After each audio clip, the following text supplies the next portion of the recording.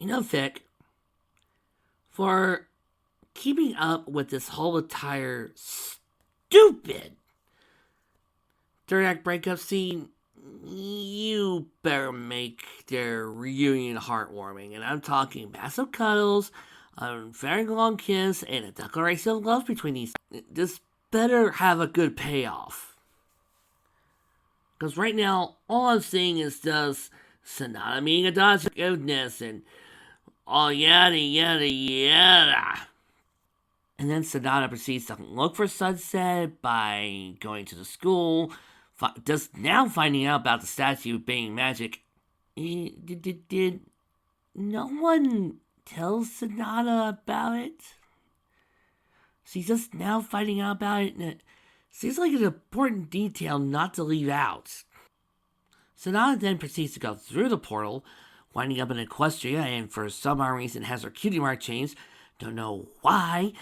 They just decided magically, and yeah, she had a crooked music note. We're just going to make it a pain and mark for no damn good. So annoy those of us.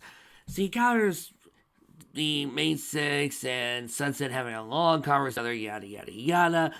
If you think that we were going to have some sort of interesting development, interesting. And then Celestia shows up, and for some weird, inexplicable, no good reason, this fic has decided to sentences blue. I don't know why. Nobody else has color-coded sentences. Blue doesn't match Celestia, it should be yellow. But there you are. Blue. I don't know why it's blue. And most fics, when they have Celestia and Sunset reunite after so long, and it brings a tear to your eye. No, it's not here. It's not even worth talking about. It really is just Sunset saying, I'm here to accept any punishment. Celeste doing her usual, no. And like saying, there's nothing to, I always loved you, my daughter, or something like that. It's just, I find you 50 bits, and we move on. Like, this is supposed to be really, really heartwarming. It's not. It lacks all sets of emotions. It's just really standard fare. And I'm taking every single pride out of skipping this. But hey, Sunset comes back home. Surely this boring moments happen where Celestia or Sunset and Sonata hug and, nice to each other. No. And will make their heart melt. Will not. I have just saved you several minutes of reading this crap. So instead, Trixie, you please, with pleasure.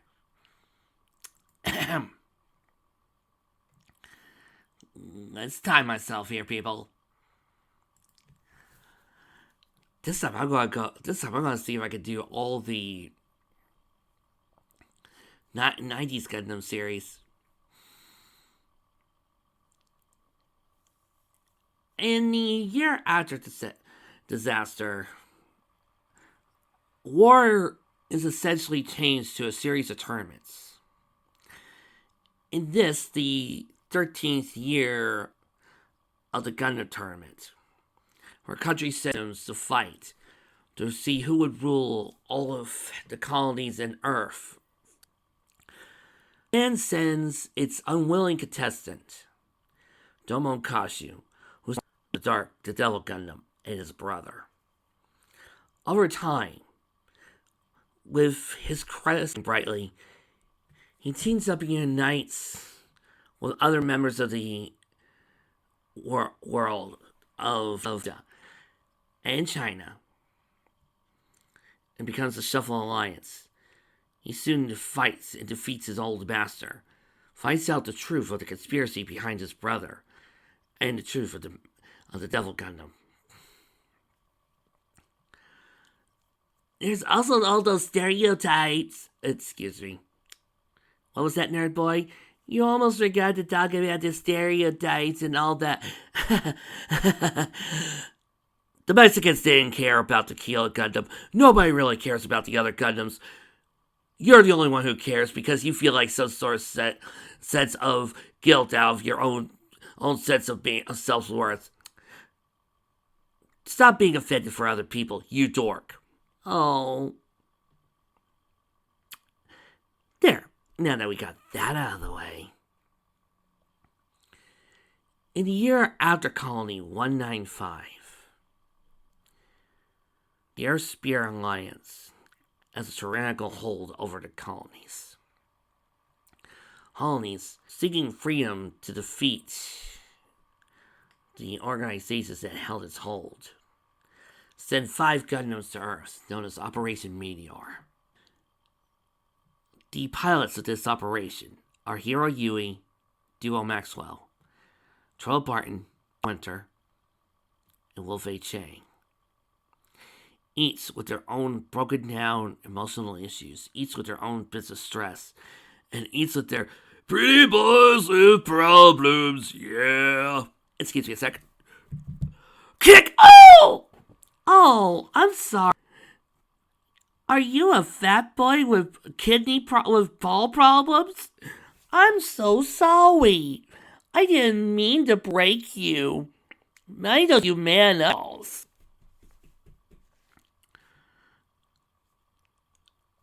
Hey, a bad joke deserves a good punch. As each of them struggle with the terms of war, soldiers, and their own lives, little do they know that Oz, a splinter cell of the Earthsphere Federation, begins to slowly take over the government, turning it even more warlike. The head of this organization, Trace, begins his own manipulations across the galaxy. Little does he know, his dear friend Sex has his own plans. Soon this all culminates in a final battle amongst the stars, unfallen as pieces of a colony as Hero and Sex begin a long... In the year after the disaster,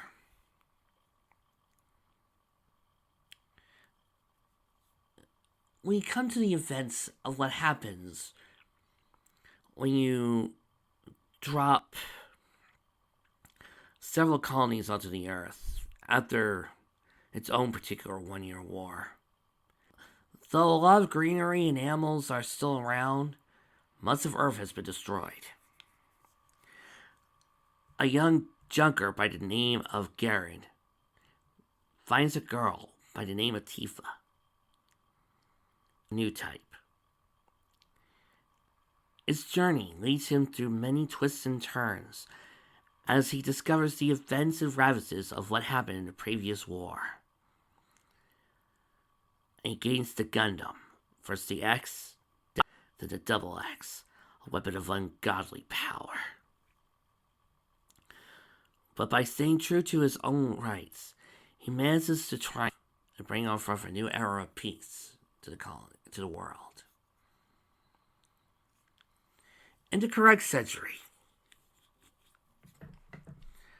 a young girl by the name of Lauren comes from the moon with her 3 friends.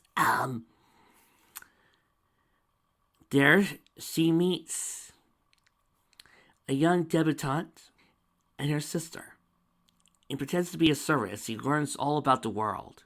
Soon as he finds out of the Turn A Gundam, the Moonlight Butterfly, the Gundam that is responsible for ending and restarting so many of the generations past. She also helps to bring peace to the, let's bring her, forgetting something. What, is it Trixie? I haven't gotten talking about Diana yet. Yes, but Trixie would like to remind you. What? Lauren is a guy.